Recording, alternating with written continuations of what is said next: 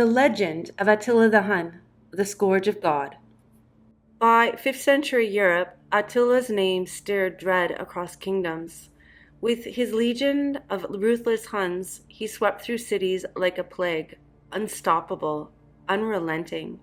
Yet, despite being branded a savage, Attila was far more strategic than his enemies ever dared to admit, and he used their fear to his advantage.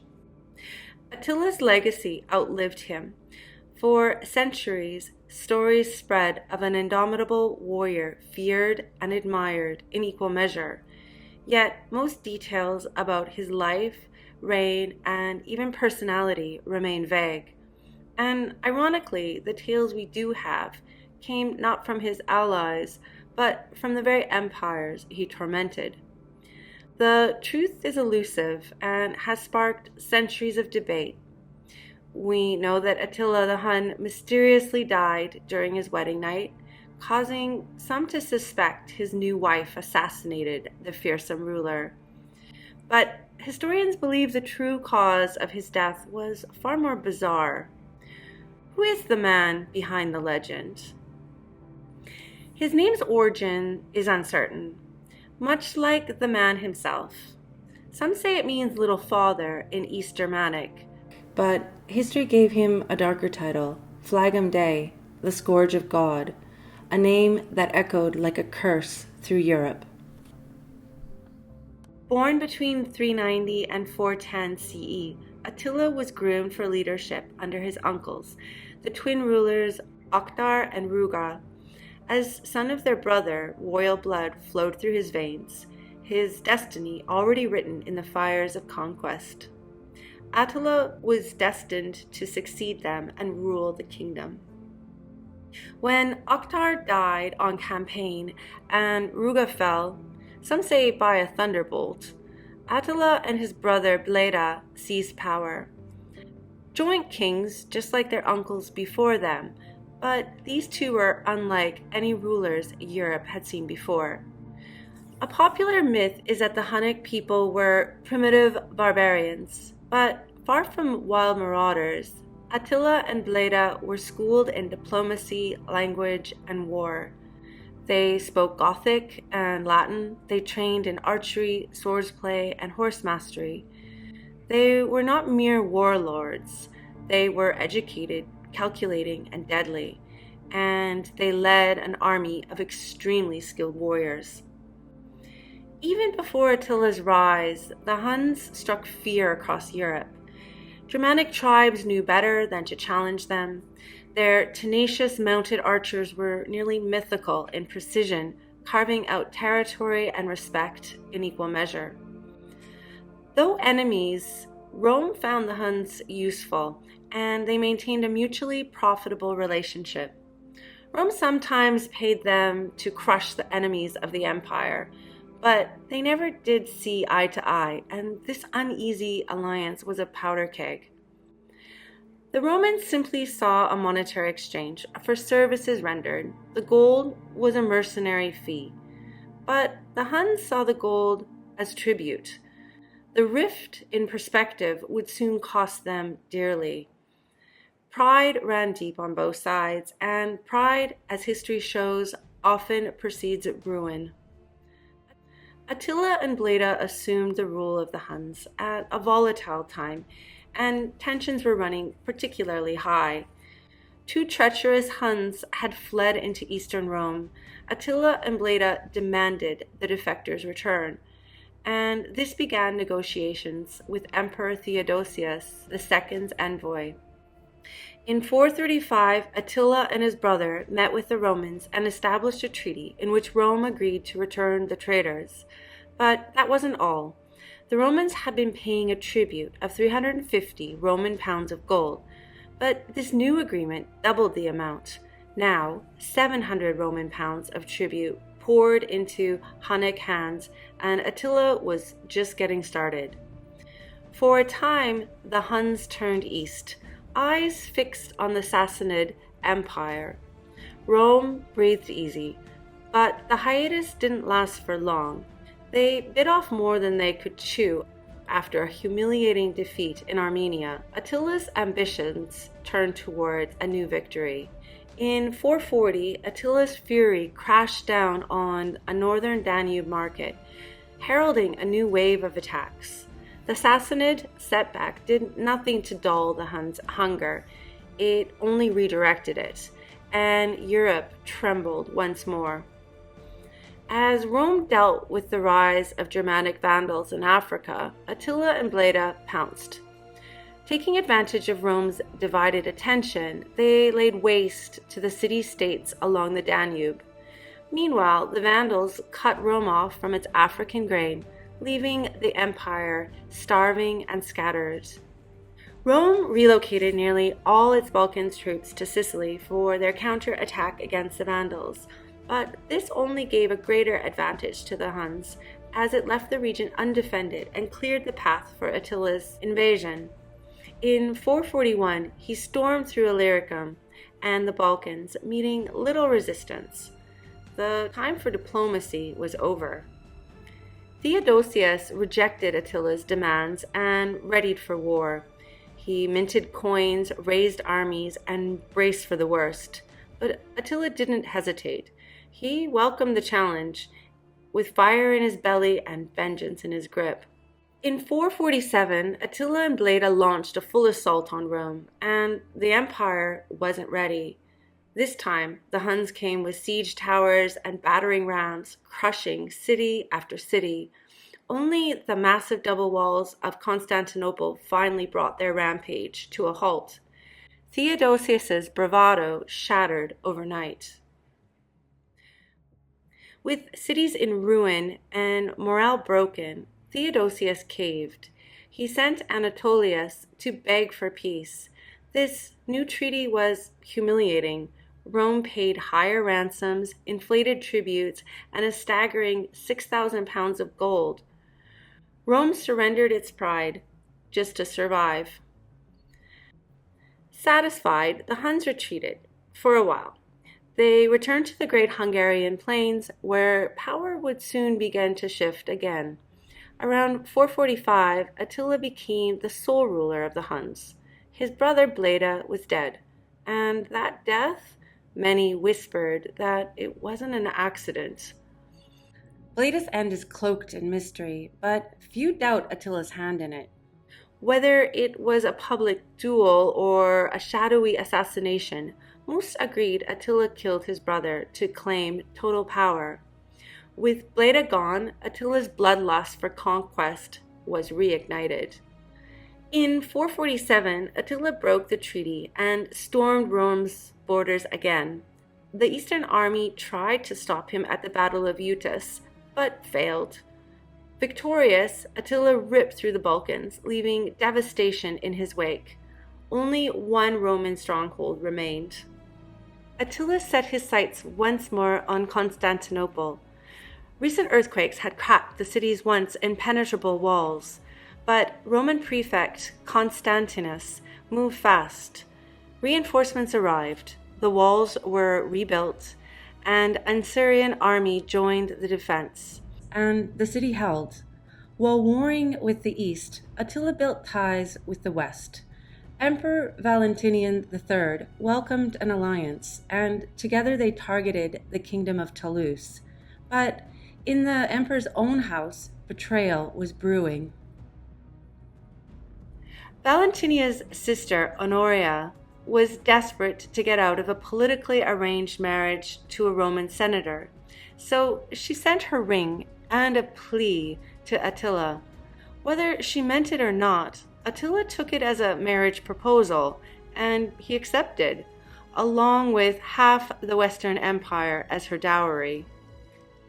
When Valentinian discovered the letter, he exiled Honoria and denied everything. But Attila was unmoved. He declared he would claim her and half of the empire by force if needed. Rome had just insulted the scourge of God, and he intended to claim his prize. The alliance between Attila and Valentinian shattered. Rome's general Flavius Aetius braced for invasion. He rallied an army of Romans, Visigoths, and more under King Theodoric I, and they would prove to be a worthy challenge against the Huns. Racing to stop Attila's advance, Aetius reached Orleans before the Huns could, forcing them to retreat. It was a rare misstep for Attila. His unstoppable march halted, but Attila wasn't finished yet. Aetius pursued the retreating Huns, determined to end Attila's reign of terror, but Attila, a master tactician, chose the open plains for the coming battle, terrain perfect for his deadly cavalry. Still, the odds were shifting. At the Battle of the Catalonian Plains, chaos reigned. Aetius withheld his Visigoths, fearing they'd outshine Rome. As a result, King Theodoric was killed, but Attila's forces splintered. For the first time, Attila retreated. In 452, obsessed with Honoria's proposal, Attila returned to claim her and half the Western Empire. Once again, the Western Roman Empire felt the immense power of his army as he rode from city to city, destroying everything in his path. Attila's tenacity kept his campaign going, but his army was growing weaker, ravaged by disease, hunger, and Aetius's relentless strikes. Depleted and desperate, the once mighty warlord finally agreed to talk. The tides were turning. The conflict had pushed both the Huns and the Romans to the brink. Emperor Valentinian sent envoys, among them Pope Leo I, to negotiate peace. Against all expectations, Attila agreed to withdraw from Italy. Some call it diplomacy, others divine intervention. This legendary meeting became mythic. Later accounts claimed St. Peter and Paul descended from heaven to confront Attila. Divine or not, the warlords backed down, but Attila had another reason for withdrawing. Italy, ravaged by Attila's own invasion, had no food left to feed its army. Famine crippled the Huns. Even if he wanted Rome, he couldn't take it. And he had bigger problems anyways and needed to return his attention to his own shaky empire. While Attila battered the West, it turned out the Eastern Empire hadn't finished with him yet and struck back. A Roman general invaded Hunnic territory and crushed his rear guard. The scourge of God had to return home or risk losing it all. Back in his palace, Attila learned Emperor Marcian had replaced Theodosius and stopped paying tribute. Furious, Attila plotted revenge and eyed Constantinople. But first, a celebration was in order. In 453, Attila married his newest bride, Iriko. Even though he was hell-bent on claiming Honoria's hand, he'd already had many wives. Still, what's a wedding without a lavish celebration? The great king reveled like it was his last night on earth. Perhaps he celebrated a little too hard. The next morning, Attila was dead, his body found in bed beside a hysterical Iriko. He choked on his own blood. Some said, others whispered murder. Whether Iriko wept from heartbreak or sheer terror, one thing was clear. She was the only one crying. The Huns, bound by brutal traditions of mourning, didn't shed tears. Instead, they tore at their hair, slashed their own skin, and let blood fall in place of tears. For them, sorrow wasn't quiet. It was carved into the flesh. And still, no one knew exactly what had killed their warlord king. Given Attila's long list of enemies, it was inevitable that suspicion of murder would arise. And there she was, his brand new bride, found beside his corpse. Iriko became an immediate suspect. Though most historians dismiss the idea, One later account insisted Attila was pierced by the hand and blade of his wife, but modern scholars point to something even stranger. The mystery of Attila's death is wrapped in silence and speculation. The known facts: he died suddenly, and there was blood.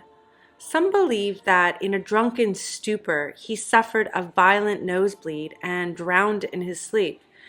Others propose a rupture in his esophagus, a final punishment for years of excess and overindulgence. However bizarre the cause, word of his death traveled like wildfire. While Emperor Marcian was preparing for war, it said he was visited by a vision. That night, he dreamt of Attila's bow, broken and shattered. The next day, he learned the impossible had happened. The scourge of God was dead. The dream, chronicled by Greek historian Priscus, became legend, and Attila's passing would be anything but peaceful for the empire he left behind. With the king gone, chaos reigned. His three sons, Elik, Dengizik, and Ernak, couldn't unite under a single vision. Instead of ruling the known world, they turned on each other, squabbling over their father's legacy. The great Hunnic Empire fractured and fell, but still, the dead had to be honored. The Huns revered their fallen leader with all the ritual his legend demanded. The burial would not be ordinary. Attila's men loaded his tomb with riches, jewels, weapons, and tokens from fallen enemies. Then they diverted a river. Beneath the dry riverbed, they laid their king to rest, sealing him below the earth before letting the waters flood back in. But the secret still wasn't safe enough. Those who had helped bury Attila, laborers, diggers, servants, were never seen again. His warriors slaughtered them all, eliminating every witness to the burial site. No one could ever return. No thief could desecrate the grave. No outsider would ever know the final resting place of the scourge of God. Despite the riches, despite his royal blood, Attila was no jewel-encrusted monarch. Priscus, the Roman historian who saw him in life, described a man who dressed plainly, ate modestly, and drank less than his followers. His hall was opulent, but his own seat was carved wood, unadorned. A conqueror without gold, a man of iron in a world of ornament. Among the many weapons attributed to Attila, one stands out above the rest. According to Jordanes, Attila wielded the sword of Mars, a divine blade blessed by the gods of war. Whether a true relic or just clever propaganda, it served its purpose, adding divine terror to a very human menace. Because Attila didn't just carry a sword, he wielded a myth. Attila didn't shrink from the monstrous image people made of him. He exploited it. Stories of his wrath, his stare, his appetite for blood, he let them flourish. He knew that terror could march ahead of his army, break cities before his arrows ever flew. Fear, for Attila, was the sharpest weapon of all. Today, historians debate his battles. Archaeologists chase whispers, and storytellers resurrect his name. But one thing remains unsolved. No one ever found Attila's tomb. Despite all efforts, it remains hidden beneath centuries of water, stone, and silence. But his legend lives on. Ask any Roman of the time, and they would paint Attila as a ruthless savage, merciless, brutal, demonic. But behind the bloodshed was a man of strategy, diplomacy, and terrifying cunning. He didn't just conquer, he crafted fear like an art. And he knew it. As Attila once declared, "There where I have passed, the grass will never grow again." Thanks for watching History Expose. If you love uncovering the best stories in history, hit like and subscribe to keep exploring with us. Don't forget to visit our main page, Factinate, for more incredible facts about everything.